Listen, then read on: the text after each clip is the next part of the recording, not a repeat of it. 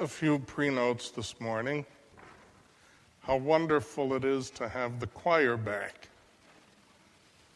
Don't think we don't all notice. And we're so grateful to you for the beauty that you provide to help us to pray in a way that's more beautiful to the Lord. Thank you so much. Second pre-note, I'd ask you to pray in a special way this week, but I hope you would always do that for all the priests in our diocese.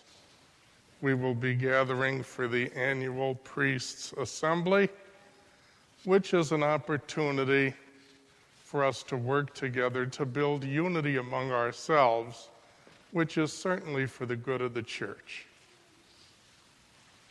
The schedule actually is quite busy. So don't think poor Father needs an extra little vacation. Schedule is pretty busy.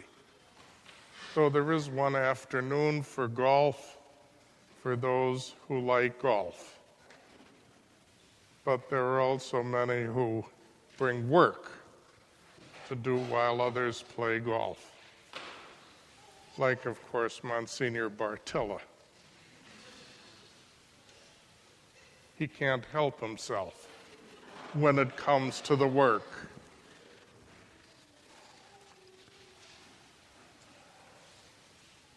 The clear teaching of today's scripture readings, even though the exact phrase is not mentioned, the clear teaching is that the love of money is the root of all evil. That's the clear meaning. The love of all money is the root of all evil. Greed is the root of all evil. And we see that spelled out very clearly in Amos in terms of the shopkeepers who want to make more money by defrauding their customers. So they fix the scales so that if you put a pound of something on the scales, it shows up as 2 pounds, and then they charge double. In order to be greedy, or in order to commit all the other capital sins, pride, covetousness, lust, anger, gluttony, envy, sloth. In order to commit all of those capital sins, but greed most of all, another sin is required. The strategy for living out one's greed, or one's lust, or one's sloth, the strategy is always the strategy of lies. If you want to cheat and get more money from your customers, you've got to lie to them. You've got to lie to them. If you're lazy and you want to get away with it, you've got to lie, make up all kinds of excuses that aren't true.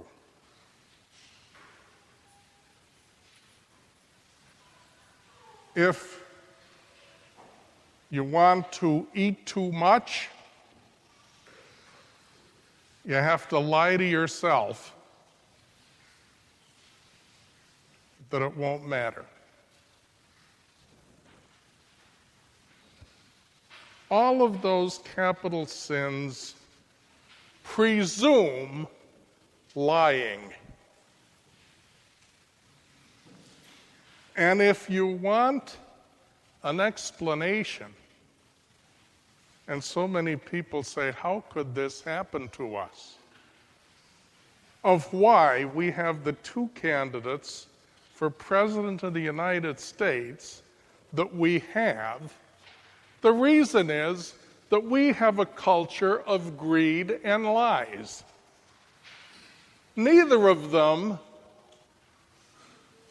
could be a presidential candidate if you had to completely tell the truth. They couldn't. The people wouldn't have it. But the problem is, so many of the voters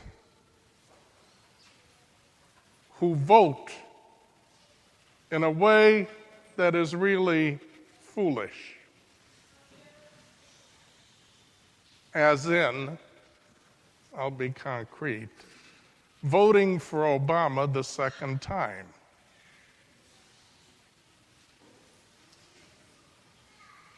Those people have to be comfortable in a culture of greed and lies.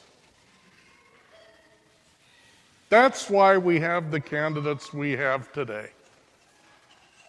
Because on both sides, they come from a culture of greed and lies.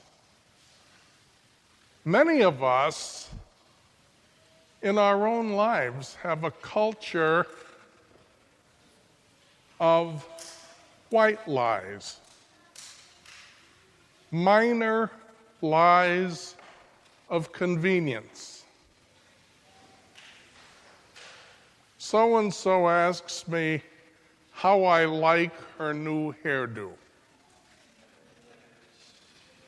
I wouldn't dare tell her the truth. I don't want to hurt her.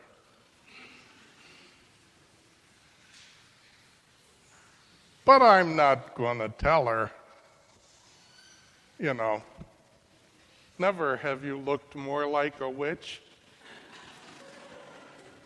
You're not going to tell her that.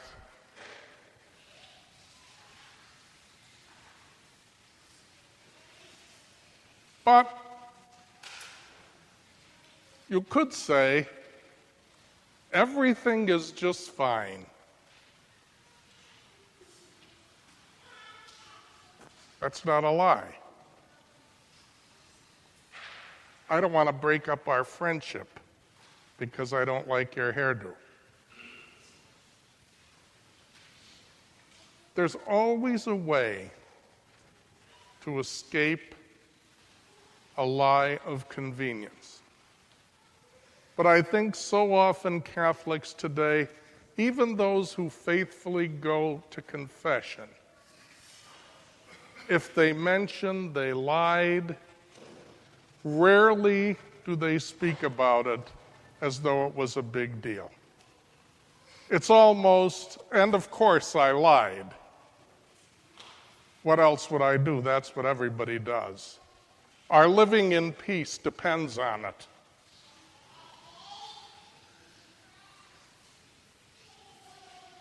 Greed, the love of money, is the root of all evil. But the weapon of greed and of all the other capital sins is lying. And how much effort it takes to keep all those lies in order and not get caught. But people will do it. They bend over backwards. And that's the point of the gospel reading. Look at all the trouble people will go through to satisfy their greed. Look at how they have to keep all these strings of lies clear in their own mind so that they don't get mixed up. Look at all that trouble. The gospel says, do you who seek holiness go through a lot less trouble on your way to holiness than those people do on their way to greed? Greedy people are sometimes so much more zealous in satisfying their greed than the disciples of Christ are on the path to holiness. People are far more zealous, hauling in ill-gotten gains, than disciples of Christ are zealous in following him in running toward holiness.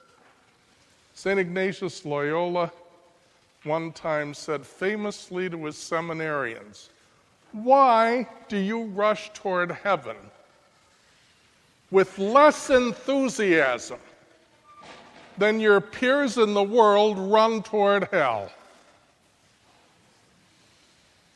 They're really zealous in trying to get themselves into hell. Where's your zeal in trying to get into heaven? That's what the gospel writer is saying. So, make friends for yourself with the mammon of iniquity. Understand how the crooks of this world, how the swindlers, how the frauds, understand how carefully they go about their evil. Watch how clever they are. Watch how they work at it. And say to yourself, I should have the same zeal. I should have the same cleverness. I should expend the same amount of energy seeking what is good and holy and true.